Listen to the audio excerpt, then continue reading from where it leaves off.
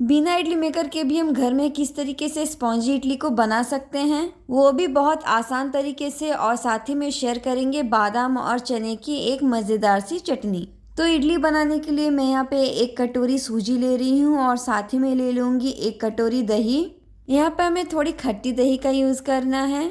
इन दोनों को अब अच्छे से मिला लेंगे और 10 से 15 मिनट रेस्ट करने देंगे ताकि सूजी यहाँ पे पूरी तरीके से फूल जाए। और सूजी मैंने यहाँ पे बारीक सूजी ली है, आप चाहो तो कोई भी सूजी ले सकते हो। तो आज की इडली काफ़ी कलरफुल होने वाली है। मैं इसमें मिला रही हूँ बीट रूट और उसके साथ ही गाजर। आप इस तरीके से बच्चों को इडली या डोसा बनाकर भी दे सकते हो, बच्चे खा भी लेते हैं और उन्हें पता तक नहीं चलता है।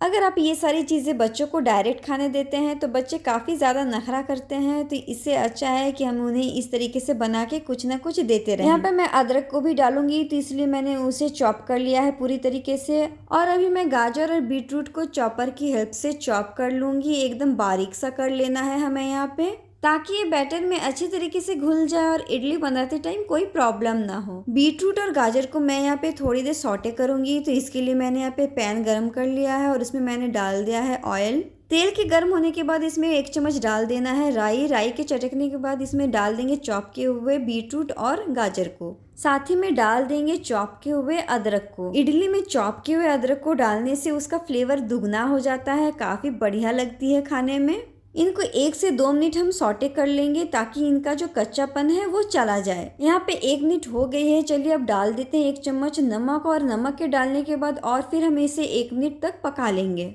लगभग 2 मिनट के करीब यहाँ पे इन सबको सौटे कर लिया है। अब गैस की फ्लेम को ऑफ कर देते हैं और इसे थोड़ी देर ठंडा होने के लिए रख देते हैं। तो लगभग 15 से 20 मिनट हो चुकी है, तो चलिए चेक कर लेते हैं यहाँ पे हम अपनी सूजी को। तो सूजी यहाँ पे पूरी तरीके से फूल चुकी है। अब इसमें हमें डाल देना है सौटे किए हुए बीटरूट और गाजर को। इसमें हमें अब थोड़ा थोड़ा ऐड करनी है पानी, एक बार में पानी नहीं डालनी है ज़्यादा। तो पानी डालने के बाद अब इसे अच्छे से मिला लेते हैं। इस बैटर की कंसिस्टेंसी हमें उस तरीके से रखनी है जैसे इडली की होती है। अब स्वाद के हिसाब से यहाँ पे डाल देंगे 1 चम्मच नमक। आप नमक को टेस्ट करके ही डालना, क्योंकि हमने यहाँ पे सौटे किए हुए बीटरूट और गाजर में भी नमक डाल रखा है। तो इडली बनाने के लिए हमारी बैटर यहाँ पे अब बिल्कुल रेडी है। तो अब हम यहाँ पे एक थाली ले लेंगे और उसके चारों तरफ ऊपर में लगा देंगे ऑयल, ताकि बैटर हमारी चिपके नहीं और इडली आसानी से निकल आए।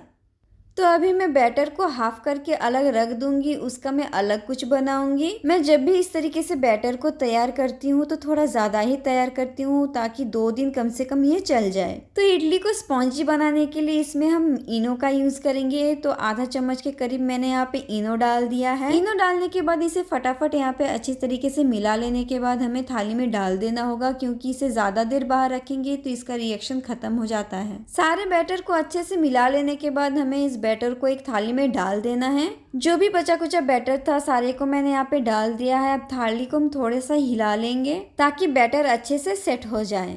एक कढ़ाई में पानी डाल के उसके ऊपर स्टैंड लगा के मैंने पानी को उबलने के लिए दे दिया था। पानी यहाँ पे उबल गई है। तो अब बैटर की थाली को हम इसके ऊपर रख देंगे और 10 मिनट ढक के कुक होने देंगे। इसे लगभग 10 मिनट हमें स्टीम में कुक होने देना है। तो चलिए 10 मिनट यहाँ पे हो गई है। अब ढक्कन को खोल लेते हैं और यहाँ पे एक चाकू की हेल्प से चेक कर लेते हैं कि हमारी इडली पकी है या नहीं। अगर चाकू में इडली का बैटर लग जाए तो यानी अभी तक इडली ठीक से पकी नहीं है। तो यहाँ पे हमारी इडली अच्छे से पक गई है, चाकू में थोड़ा भी बैटर नहीं लगा। तो थाली को उतार लेते हैं और ठंडा होने के लिए कुछ देर छोड़ देते हैं। तो इडली के साथ खाने के लिए एक चटपटी सी चटनी बना लेते हैं बादाम और चने की। तो पहले यहाँ पे मैं चने को रोस्ट कर लूँगी। आप चाहो तो बादाम और चने को बिना रोस्ट किए हुए भी चटनी को बना सकते हैं, लेकिन अगर आप इसे रोस्ट कर लेते हो तो ज़्यादा टेस्टी लगती है खाने में। तो चने को यहाँ पे हमने रोस्ट कर लिया है। चलिए इसे अब उतार लेते हैं और इसके बाद बादाम को भी रोस्ट कर लेते हैं। साउथ इंडियन फूड मुझे काफ़ी पसंद है, बहुत टेस्टी भी होती है और उसके साथ साथ हेल्दी भी होती है।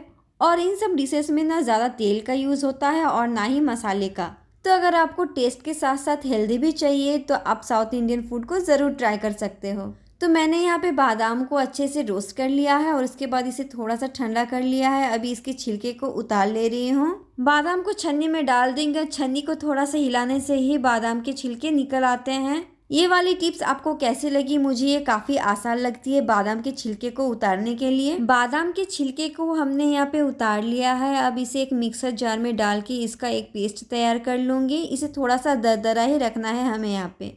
इस तरीके से आप घर में होममेड पीनट बटर भी तैयार कर सकते हो। बाज़ार के पीनट बटर काफ़ी ज़्यादा महंगे आते हैं। तो बादाम को ग्राइंड करने के बाद अब मैं चने को ग्राइंड कर लूँगी। तो चने को रोस्ट करने के बाद मैंने उसे धो लिया था, उसके बाद ही मैं इसे ग्राइंड कर रही हूँ। मैंने यहाँ पे बादाम और चने को अलग अलग पीसा है। आप चाहो तो दोनों को एक ही बार में पीस सकते हो। तो चने को भी यहाँ पे थोड़ा सा दरदरा पीस लिया है। इसे अब निकाल लेंगे और थोड़ा थोड़ा पानी मिला के इसका एक स्मूथ सा चटनी तैयार कर लेंगे। यहाँ पे आप चटनी को गाढ़ी भी रख सकते हो और पतला भी कर सकते हो। आपके ऊपर डिपेंड है कि आप चटनी किस तरीके से खाना चाहते हो। आप जिस तरीके से भी खाए, ये चटनी खाने में काफी ज्यादा स्वादिष्ट लगती है। तो चटनी को अच्छे से मिला लिया है। चलिए इसमें एक तड़का लगा लेते हैं। तो इसके लिए तड़का पैन में डाल दिया है थोड़ा सा कुकिंग ऑयल और ऊपर से डाल दे रहे हैं थोड़ा सा इसमें राई और एक सूखी मिर्च। इन सबको थोड़ी देर चटकने देंगे और उसके बाद डाल देंगे चटनी के ऊपर हमारी ये तड़का। चटनी में आधा चम्मच के करीब यहाँ पे नमक भी डाल दिया है। अब चलिए इन सारी चीज़ों को अच्छे से मिला लेते हैं। बहुत ही टेस्टी बन के तैयार हुई है हमारी चटनी यहाँ पे। तो अब बारी आती है इडली और चटनी को सर्व करने की। तो ये देखिए हमारे यहाँ पे इडली काफ़ी अच्छी तरीके से पकी है और ठंड भी हो गई है। चलिए इसे अब स्क्वायर शेप में काट लेते हैं। बहुत ही बढ़िया और कलरफुल लग रही है देखने में और फटाफट ये कट भी जा रही है। इस तरीके की बैटर से आप चीला और इडली दोनों तरीके की रेसिपी को ट्राई कर सकते हो। इसे आप घर में ब्रेकफास्ट में भी खा सकते हो या फिर आप बच्चों के टिफिन में भी दे सकते हो। तो ये देखिए कितनी सॉफ्ट और स्पॉन्जी बन के तैयार हुई है हमारी इडली। काफ़ी बढ़िया लग रही है देखने में। तो फ्रेंड्स आज की रेसिपी आपको कैसी लगी कमेंट में ज़रूर बताइएगा। अगर आपको मेरे वीडियोस पसंद आ रहे हैं तो प्लीज़ मेरे चैनल को सब्सक्राइब ज़रूर कीजिएगा। वीडियोस को लाइक कमेंट एंड शेयर भी कीजिएगा। और अगर आप मेरे वीडियोस को फेसबुक पेज पे देख रहे हो तो प्लीज़ मेरे फेसबुक पेज को फॉलो करके मुझसे जुड़ जाइएगा। मिलती हूँ नेक्स्ट ब्लॉग में, तब तक bye bye, take care and thank you.